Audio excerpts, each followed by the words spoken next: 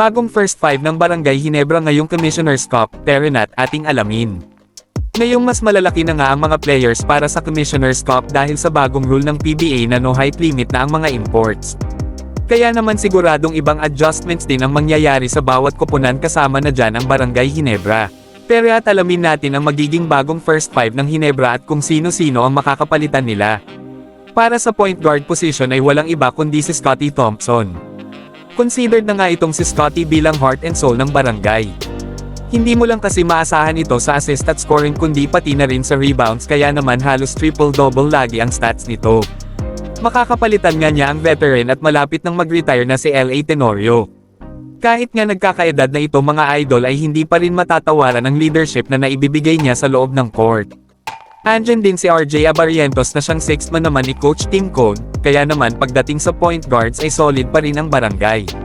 Sa shooting guard position naman ay walang iba kundi si Stephen Holt. Kung dati ay sa tres natin siya makikita, this time ay sa shooting guard na.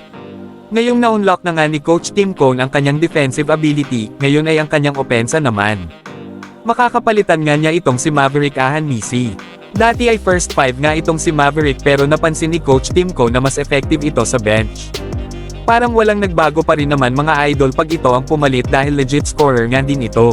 Sa tres naman o tinatawag na small forward ay walang iba kundi si Jamie Malonzo. Muling magbabalik na nga ang isang Malonzo matapos ang kanyang injury. Ito nga ang na-miss ng Ginebra sa finals dahil sa athletic nga ito pagdating sa opensa at depensa. Makakapalitan nga niya dyan ang inaabangan din na pagbabalik ni Jeremiah Gray na solid din sa opensa at depensa, maging ang batang-bata na mukhang future din ng Ginebra na si Ralph Ko. Sa power forward naman ay walang iba kundi ang resident import ng barangay na si Justin Brownlee. Marahil hindi pa kumpirmado na siya ang magiging import ng barangay pero sa tingin ko ay mukhang hindi nila ito papalitan dahil may chemistry na din kasi itong mga players ng Ginebra sa kanya at isa sa mga bumubuhay sa fans ng Ginebra.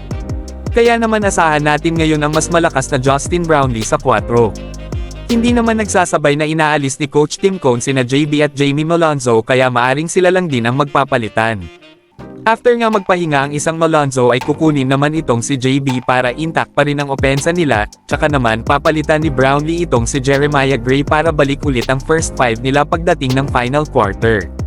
Sa 5 naman o sa center position ay walang iba kundi si Jepet Aguilar. Hindi man siya ang pinakamagaling as center ngayon pero hindi naman pahuhuli ito. Siya lang naman ang makakaharap ng mga import ng ibang koponan kaya naman todo kayod ito sigurado ito pagdating ng Commissioner's Cup. Makakapalitan nga niya ang bagong kabarangay na si Troy Rosario.